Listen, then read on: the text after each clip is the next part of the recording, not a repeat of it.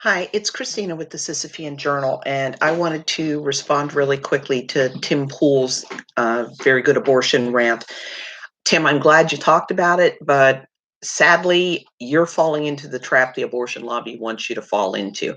And that's that you are paying attention to these shocking twat heads on TikTok, like that chick you just talked about who's, fake crying with her positive pregnancy test and going, oh, just fooling. I already have the appointment scheduled, and pouring some wine and celebrating.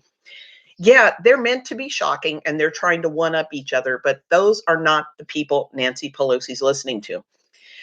The people Nancy Pelosi is listening to are far more shocking and disgusting, but they are not going on social media with what they're doing. They are, with the help of their mainstream media buddies, keeping things quiet. They want you looking at these twat heads, these appalling one-upmanship people who are trying to be the most casual and flippant as possible about their abortions. What the abortion lobby, and I'm talking Planned Parenthood, National Abortion Federation, National Coalition of Abortion Providers, ACLU, Reproductive Rights Project, these are people who know what's going on inside America's abortion clinics, and it is far worse than you think it is. They don't want you to know, and so they are only too glad to have you looking at these flippant celebrate your abortion videos. Um, the most disgusting example of what they knew about was Kermit Gosnell. Now, unless you're a pro-lifer, you've probably never heard of Kermit Gosnell. He was an abortionist in Philadelphia who most of his staff had maybe an 8th grade education. A lot of them were drug addicts or just coming down off of drugs. One of them was a 16-year-old girl whose mother worked there and had recruited her. That 16-year-old girl is the one who drew up the anesthesia chart. Okay. 16-year-old girl drew up the anesthesia chart for an abortion clinic.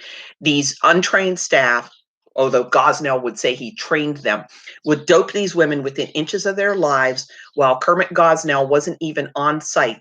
They had very little emergency equipment. What they had didn't work. The meds were expired and nobody knew how to use them.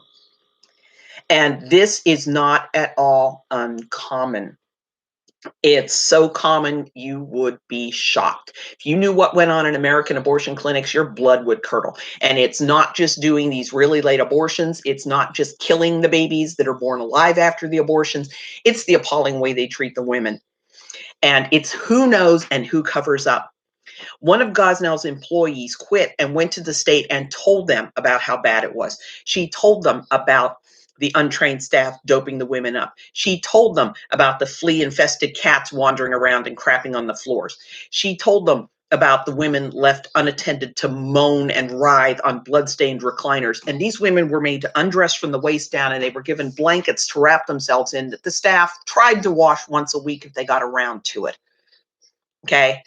And then Gosnell's preferred abortion method was just to dope these women up, induce labor, and then when this groggy, dopey baby was born, sever the child's spine with surgical scissors.